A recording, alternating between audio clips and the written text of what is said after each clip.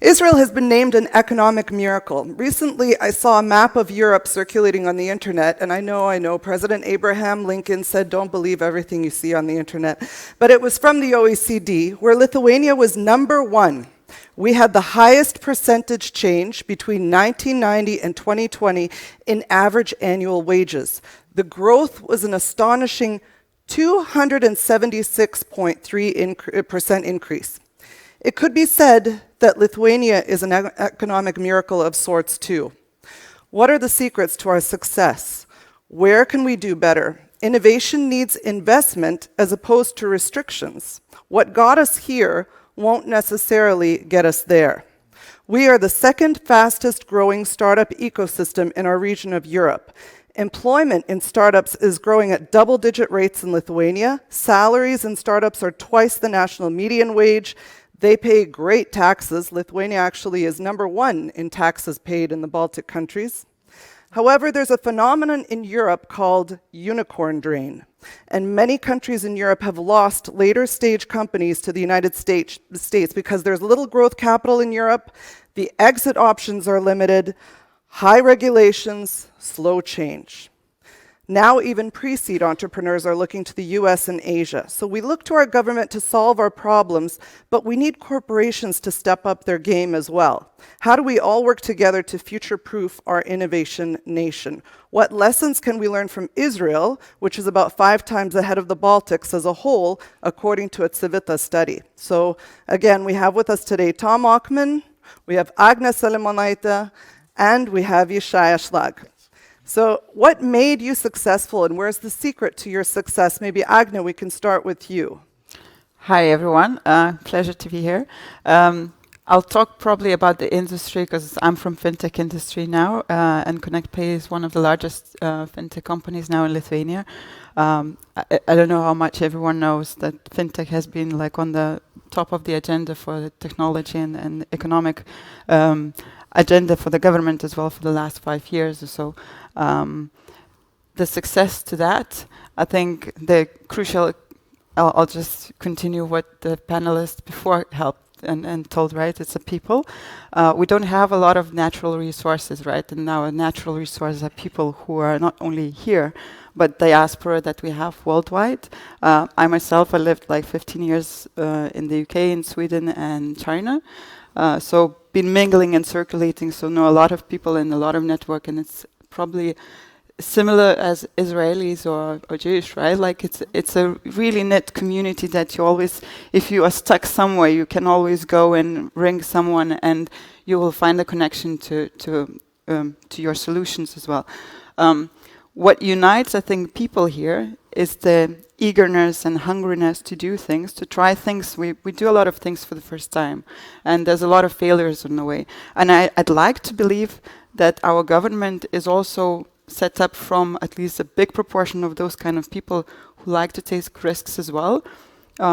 We sometimes have negotiations whether it's enough of risk, and it's probably something that needs to be stepping up. So I think the key to success is the risk-taking, is the eagerness to do mistakes, to learn fast from them and move on forwards as well. Yishai, from your perspective, what were the factors that led to the tech success of Israel? In Israel, I think it's very similar to what she said. It's the mindset of export. Like everybody in Israel look outside. You don't look at what's just doing things in Israel, but outside of it. I think also we cannot underplay the demographic. You know, Israel was a young country with young, educated people, and eventually young people are the one who take risk. I think if a stark contract, if you look at Japan, for example, Tokyo is the #1 city in the world in patent filing. No city come close. If you look at number of startups that comes out of Tokyo, not that many. So you really need a big pool of young, educated people who are willing to take risk and are looking to collaborate. Speaking of outside. Patent filing, Tom, your company filed, 100 patents in the US? Yeah, 200 now, I think. Yes. But you know, it's all done here in Lithuania. I think we're also, on the same path like Israel. Obviously, the country, we're a very small country. We don't have a big market here, right? So if we do a startup, we cannot even validate that easy here because there's not much buying power. Exactly. So what we typically do in Israel, the same is you always sell to the US, most likely, or the world, or Asia. And I think you were just a bit lagging behind for, I'd say, 10 years, but it's so exploding and the snowball effect is coming in. 2 years ago, we didn't know how to, or 3 years ago, how to file a patent in the US. And now I think, we can, help other startups, we support and... You copy-paste the patents, right? And we know how to get them, rolling more quickly and how to get, it fast forward, and we share the knowledge, and that's happening. But, patents are patents, and also access to people and to capital. Now, if you want to talk to an investment bank, Morgan Stanley or Goldman Sachs, before, I'm not sure who you should call. You should call probably someone in Poland, and then from Poland, they may be Germany, and then London, and then maybe US. In Israel, someone already works in San Francisco, Morgan Stanley, and you can have a direct line there. Yes. So we're getting there. We can also, I was cheating the system before. I always was leveraging my friends in Israel and Tel Aviv. So I was calling them and asking for the introductions to other Israelis in the United States. So that's how it works. But we're on a very good track. People are exceptionally talented here. Even until today, all my management are Lithuanians. We speak in Lithuanian in our meetings. Yeah, and lots of people told me that, CFO has to be from London or New York or whatever, some fancy yada names. But a guy who was here working with us for 4 years, Laurynas Zabulis, he's stepped up and he's doing an incredible job, and he's going to be a rock star CFO in no time. Tom, your company wasn't always, kind of a success, let's say. You went through so many pivots, as I know a little bit about your story. Talk to us about some of those pivots and how you knew which way to turn. I mean, you had to go left, go right. You took the fork in the road. What did you do? You fail when you stop. And it was a good, before, you don't give up. So you open one door, it's not right there, you close that door, open another one. You just have to be patient and don't give up, and it's going to work. So, yeah, we've been in very difficult situations, but, you work for 24 hours and you fixed it. So don't give up is the magic sprinkle dust to growing unicorns. It's is that it? Called pivoting. It's not failure or bankruptcy, it's pivoting. But do you make people happy, as Professor Zilberman asked in the last panel? Why? Sorry? Do you make people happy? In what sense? I mean, we don't, people are thinking when they do really things that matter and then can be proud of, that's the biggest, motivation. I think with Nord Security, you're probably putting people to sleep at night better, right? Yeah, I mean, from that angle as well for our products. But if I'm talking about our team that's working, we touched upon diaspora, and lots of guys actually moved from London to Lithuania. We have now an office in Berlin. There's Lithuanians working there, and the guys that came back from the UK, they've been working in investment bank. My chief of staff, Danielius, the same Laurynas, Matas. The guys were working heavily for 10 years in investment bank in London and New York. And they came back here, and they're not just working as consultants in investment bank or analysts. They're actually building product. They were impactful, and you give them 100% their decision making, and it works. They're super smart people. This is fascinating. It obviously begs the question: how does Israel work with diaspora, and do you have dual citizenship, for example? Yes. This is a hush topic in Lithuania. Where I think that if you look in our office in Israel, we have people from Ukraine, from anywhere in the Baltics, from everywhere. And the official language is like English, and people have dual citizenship, temporary. If you really want to have a vibrant environment, you don't pose a restriction on labor movement.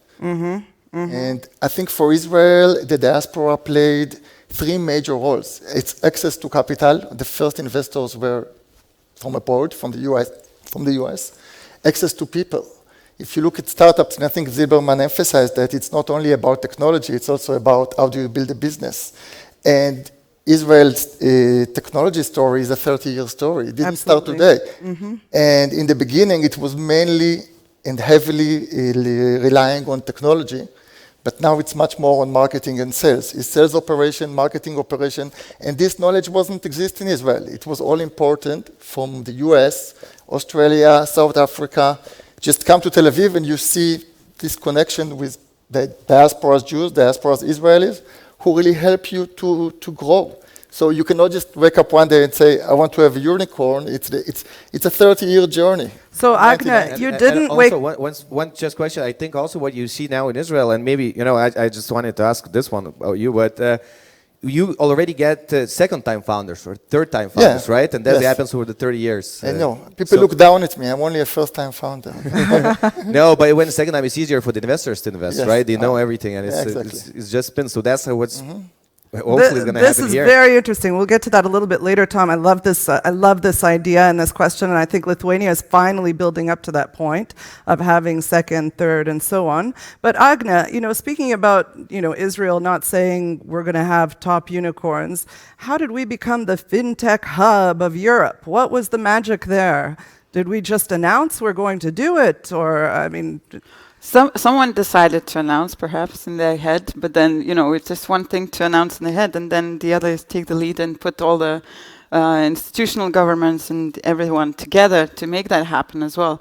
So I think in Lithuania what happened, some smart people with a global mindset, they decide this is the resilience for the economy of Lithuania, and this is based on the people that we have, like finance background, legal background, all the compliance, regulations, right? So this is a good starting point where we can start and develop the new, not only technology, but the financial technology to build. After that, what followed is the hard work of Invest Lithuania, this Bank of Lithuania, government, there's other institutions as well that developed the regulations that are attracting businesses, and the sandbox and the central link, which was the sort of a public infrastructure that was allowing businesses to innovate and to do business here as well. So that's sort of a starting point. And afterwards, obviously, a lot of people, now we have 6,000 people working in fintech, which is probably about 15-20% of all the tech startup communities as well. And so how do you just find fintech talent? Were they hiding behind the bushes here in Lithuania? Where were the talents? Well, one thing you have to develop as you go along, right? Because there's a lot of things that we didn't know, as I mentioned before. We do that for the first time. So working with the Association of Unicorns as well, there's a lot of talks with universities and the government as well. How do we build up the talent? How do we start from schools and then go to universities and so? Obviously, that takes a lot of time. Mm-hmm. And then there's also re-education, so people can adapt. There's a lot of mix of experience and skills in fintech. I myself, I come from architectural background. Mm-hmm. So I'm an architect, former architect, an urban planner, the investment, the marketing person, and now ended up in financial technology. Fantastic, reinvention. And we have a lot of people who come from audit, from journalists, from, they can get things quite fast and adapt and learn as well. We did some mistakes as well. We'll talk about that later. But I think the key is when people are not averse to risk and they want to try things and they see that's growing and everyone wants to grow together, right? So that's how it happens. Yishai, you consult government agencies, policymakers, investors in various sectors. Do you think government should support a specific sector over another? What have you seen as kind of on the broad global scope? I think it's almost an ineffective approach because you cannot start with a dream. I want to be the leader or number one in an area. You have to start with what you have. I thought it all started with a dream, though. Start with a dream, but be a practical dreamer. You have to start from a foundation. What asset do you actually have in the area? Look, for example, at Berlin. They decided, hey, we're going to be the tech sector, the tech hub for Europe. They put a lot of money, resource behind it. And if I have to present it in a positive way, there are still 25 years in the process, So they may get there one day, but there is definitely not something that can show a result. I think if you look to other places like Austin, Texas, or Salt Lake City in Utah, you see a smaller market, like Austin is 1 million people, Salt Lake is about the same, all Utah is like Lithuania in the size. And both areas have very, very strong hubs for startups. And if you really look back, in Austin it was Michael Dell, So there was something in the area that An started anchor. that. You look at Utah and the Adobe. Everybody know Adobe Acrobat. That was the first company, and now they have what they call a Silicon Slope, like on the Colorado's Rockies. They're pretty nice thing of a startups community. But you mentioned the timing, right? Like how long it takes. So fintech is like 2015. That was a sort of a Yes. starting point. Exactly. We're in baby steps. So it's something like, I'm sure like Tesonet was about to build like 15, 20 years, no? Something in that time. Yeah. So for fintech industry, like we're baby steps, and it's like, we say like we're proud what we built so far, but it's just like at the beginning. So we need to Yes. ramp up. I think what government should really do is focus on the educational side. I think Professor Zilberman talked about it before. Startups don't do R&D. They have R&D department, but the research is done somewhere else. We only do development. And if we are lucky, we only do integration. We are even not developing anything. We are just taking things off the shelves, and we start by selling them, marketing them, and then we can progress in the evolution. And in Israel, all the research was done basically by the army, by the defense needs, and that was basically the origin in the early 90s.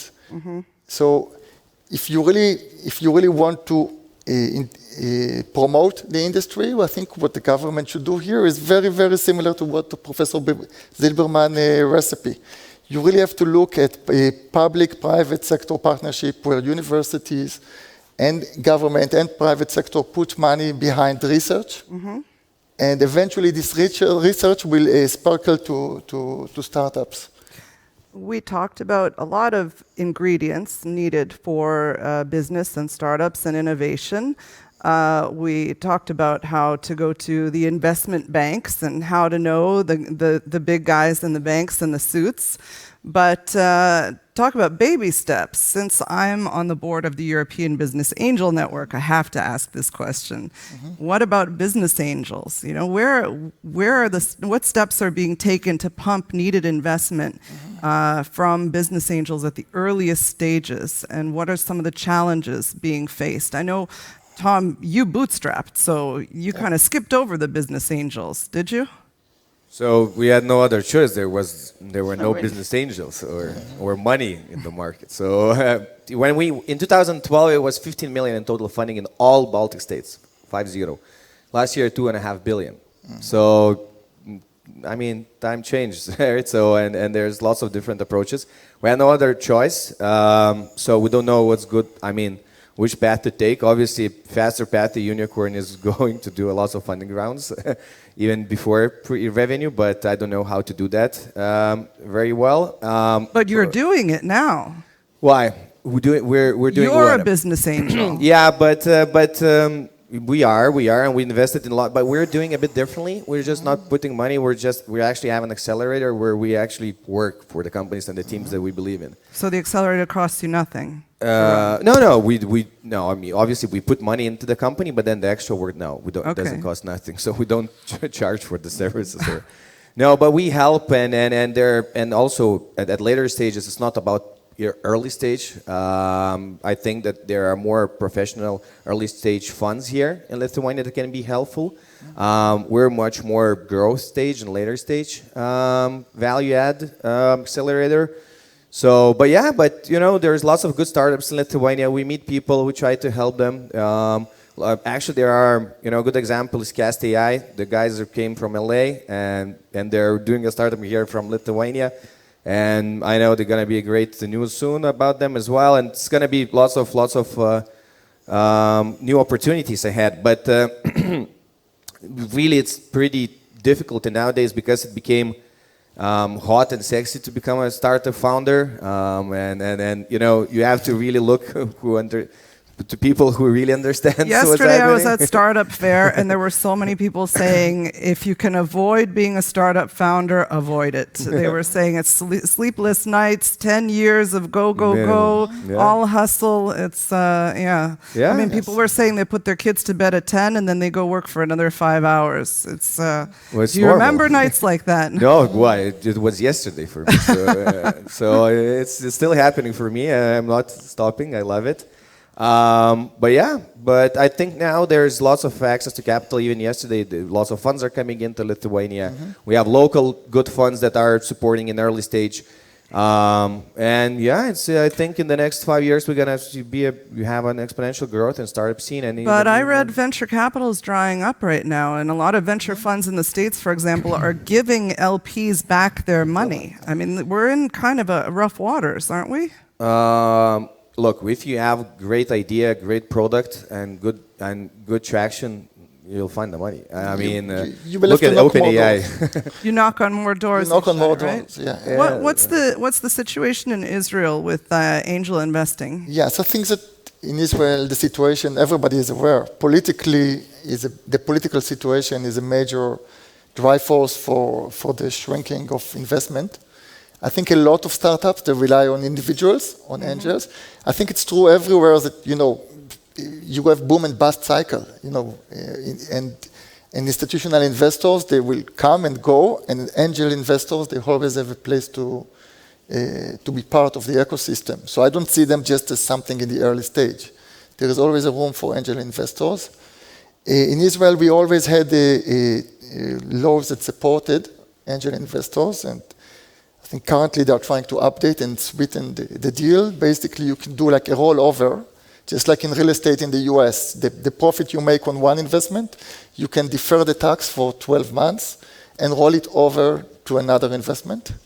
And also you can get a tax defer on the investment you do in a startup. So you expense it. This is very powerful. We don't have that here in Lithuania yet, but hoping we move in that direction. 11 out of 27 EU countries now have tax incentive laws for business angels. I think it's important, speaking as a business angel, of course. You have to be crazy to do that, no? This kind of job. Agnė, what's your involvement with business angels or the venture capital side? How did you manage to bring funding into your company? I got institutional money, but in my early days, my first investment was from an angel. I basically got a friend for life, Oh yeah, of course. It's longer than most. It's longer, right? Yeah, exactly. And now I'm investing myself in small startups in the early stage. They cannot find money anywhere else.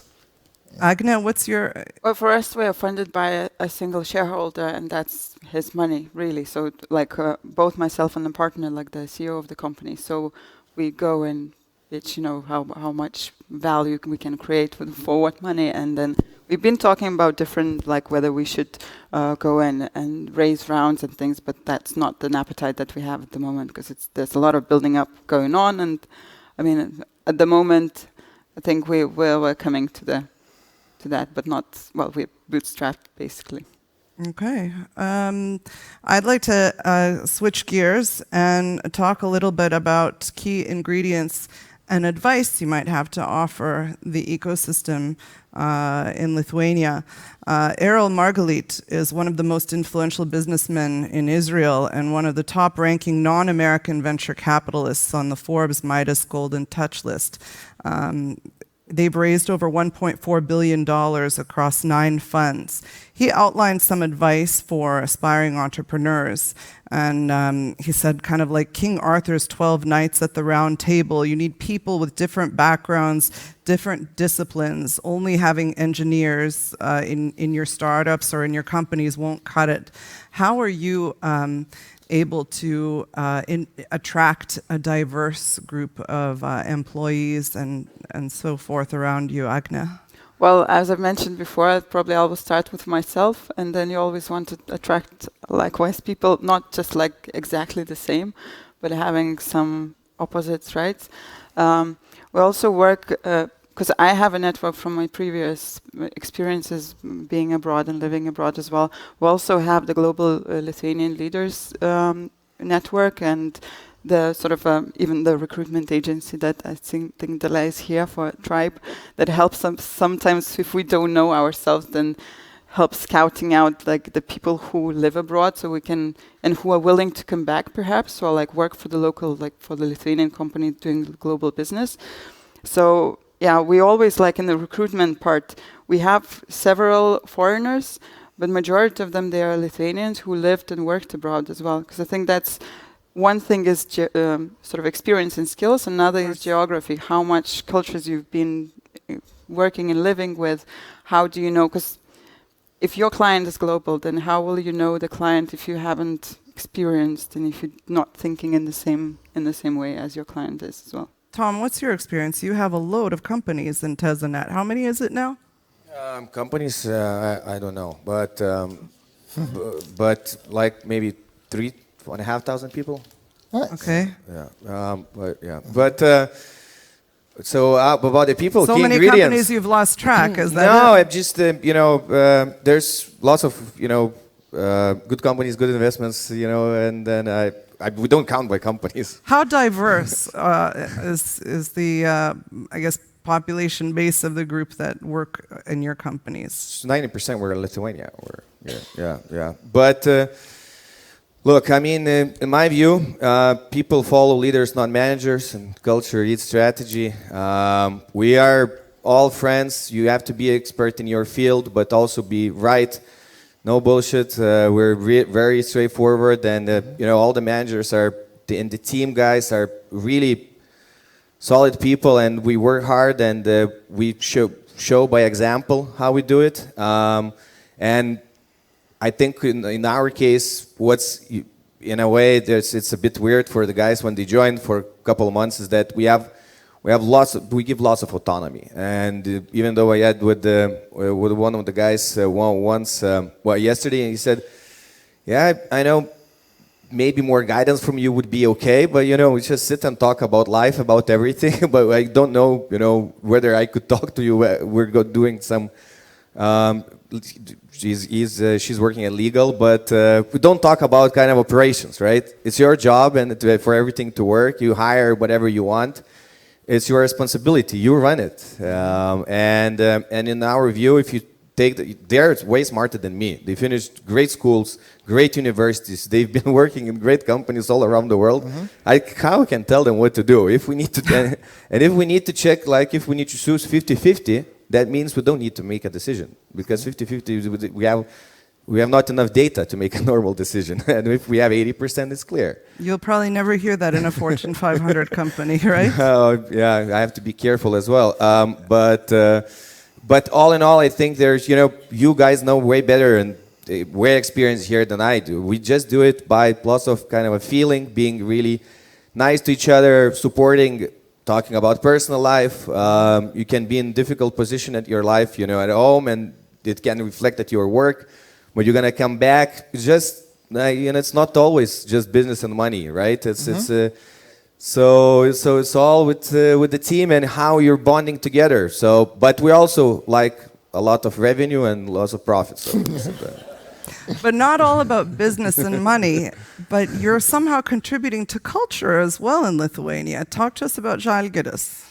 Yeah, Žalgiris is a basketball team here in Lithuania, and kind of we had the privilege to join them and help them out as partners. Look, I think and Roland is here, and everyone can tell, even with the culture, you can make it a business model out of it. Even universities with the endowment funds, they make a business model out of it. So if you want to make a really sustainable long-term sports teams or culture or art, it has to have a business model behind it, or university. So in the basketball, it's the same, and we're focusing right there. And what happened there, we gave them the same values. We did OKRs.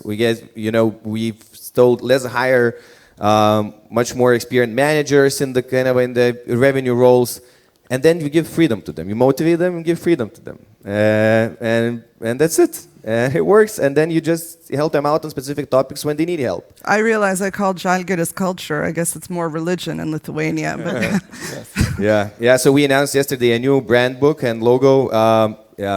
Not everyone is happy. But but it's all about design and taste. You don't fight over them. Yishai, you had something to add? Yeah, one of the things we do for diversity, we are running an internship programs. So we have young people from all over the world coming for 3 to 6 months to Tel Aviv, just to practice and join one of our team, whether it's marketing, a product, research, and I think that brings a lot of diversity. some of them even stay and joined our company, and it's not just we are doing it, it's very common in Israel. So It's fantastic, but it's not all about success, is it, Agnė? I'm going to return to the fail fast, fail smart. Tell us about failure, please. I mentioned failure. It's not the. I think when we talked before, like it's not about how to learn how to fail, but it's how to learn from failures and move faster from them. So, in ConnectPay's story is a huge failure when we were sanctioned, and whoever works in financial industry understands that sanction is like the end of your partnership with the correspondent banks, end of your, like, even when you try to recruit really top talents, they always ask like, why should I come? Because you have, it's like a stamp of your head for a very, very long time. So that happened 3 years ago, and this is where we really did revamp the whole company. So what we started from, it was the people. So from the top management, we only had like 2 people left, so myself and my partner, like Marius, who's running it as CEO. And obviously we recruited the whole different mindset of the and global thinking managers first, who then developed hired other people, and that's how we spent 2 or 3 years completely revamping the compliance, risk management, and everything, building from scratch product, which actually now, looking back, I mean, not everyone talks about those failures because we did have gaps, obviously, but now we are probably, I wouldn't lie if I say we're like the most mature and top fintech company in Lithuanian industry as well, with the compliance culture, which we are leveraging as our business advantage as well. So the product that we are offering now for the global internet companies, it's embedded finance with embedded compliance. So we can utilize whatever we built in those 3 years, the reputation and the technology and product and people. So we're utilizing them, to help our clients as well. Fantastic. So it takes a village to raise a child. What's the role of corporate Europe to ensure a brighter future for Europe's tech startups? You mentioned an accelerator that you run, for example.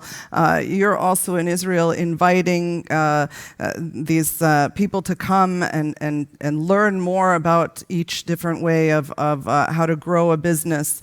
What are kind of the key ideas you think where we can help, let's say, governments, education, facilities understand the key elements of growing a business, which is obviously very different than the challenges that education experts face or governments face? Agnė, you had a great idea. I'd like you to talk about it.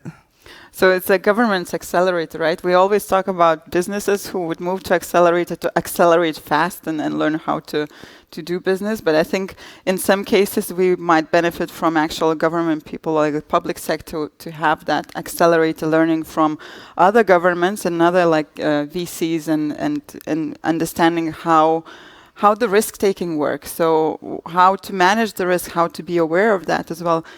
From current perception on the fintech industry, as I mentioned, we learned, we got to the baby steps really successfully. So how do we jump next? And I think sometimes it feels like that partnership with public partners, people, if they are not aware, they are beginning to be afraid of, and then they just lock things instead of trying to Conflict empower and collaboration. Yeah. Mm-hmm. So, the accelerator for public institutions would be amazing to talk with business people, to have a really powerful sessions on how to learn from those failures as well. So unless anyone has anything to add? I just say at least about the fintech part and accelerator. I think that the current government, the president, the prime minister, and the innovation minister, we really are on a good track. Look, fintech, we jumped on the opportunity, right? And all around fintechs, Revolut to move to Lithuania.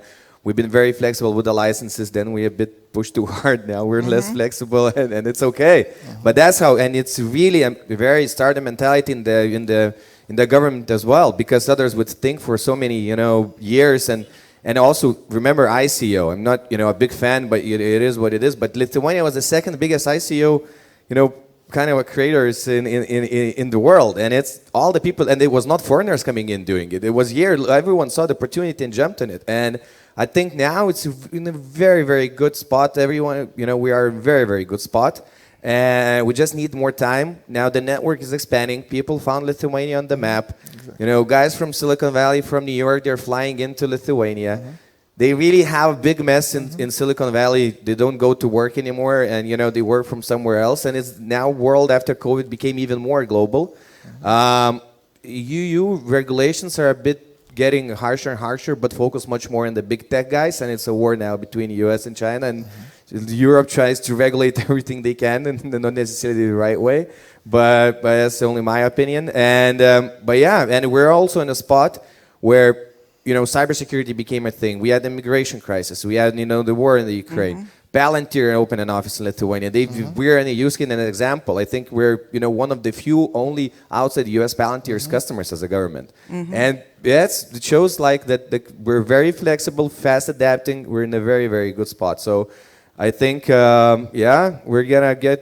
we're on the map already. We're going to get bigger on the map as well soon. Let's see it happen. So I think instead of summarizing this fantastic panel, what I'm going to do is I'm going to ask each of you to give me a little insight into what's a book that's inspired you or something that you're reading currently. Tom is already hating this question because he told me earlier he doesn't really read. But give us an idea. I read. He reads, but not books. No, there are couple types of books. I think business books, the basics, they are helpful at the start, but when you're much more, you want to get deeper into the space, I read, tech newspapers, newsletters. I'm now a big fan of a couple newsletters called Strategy, where they, overlook big theses on how's, shaping and going.